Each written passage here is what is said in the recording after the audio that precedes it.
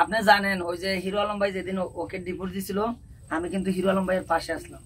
আপনারা আসিলেন কিনা জানি না, 800 টাকা দামের মিষ্টি নিয়ে আমি ওর পাশে বসছিলাম। হিরো আলম যখন বলছে মিথিলা 1 তালাক 2 তালাক 3 তালাক, আমি বলছি ভাই মিষ্টি টাকা। ওর অফিস থেকে কিন্তু আমি বের হয়ে আইসো ওর লোক বেরিয়ে দিছি ওই দিনেই, লেট হয় নাই। হ্যাঁ এটা তো অবশ্যই, আমি তো অনেক আগ থেকে সুযোগ নিচ্ছি, আর নাইলে আমি হিরো আলমকে মিষ্টি খাওয়াবো কেন? আপনারা দেখেন যে দিন ডিভোর্স দিছে ওই দিন আমি ওর অফিসে, আমি জানতাম যে হিরো আলম ওই দিন ডিভোর্স দিবে, এজন্য আমি মিষ্টি নিয়ে গেছি। আপনারা ভিডিওগুলো দেখবেন 10 মিলিয়ন 15 মিলিয়ন পর্যন্ত ভিউ হয়েছে। তুমি এখন আমাকে মিষ্টি খাওনি, কিন্তু ও যে বলবো আমি মিথিলার লোক সাইরে দিব, এটা কখনো না। ওটা হয়তো তার কল্পনা হতে পারে, কিন্তু বাস্তবায়ন কোনো সময়। আমি তো রক্ত দিয়ে সিটি লিখতে পারবো না, এটা তো হচ্ছে একটা বোকামি। আমি রক্ত দিয়ে সিটি লিখবো কেন? আমি ওকে ভালোবাসছি, এটাই, ওরে নিয়ে সংসার করব, এটাই।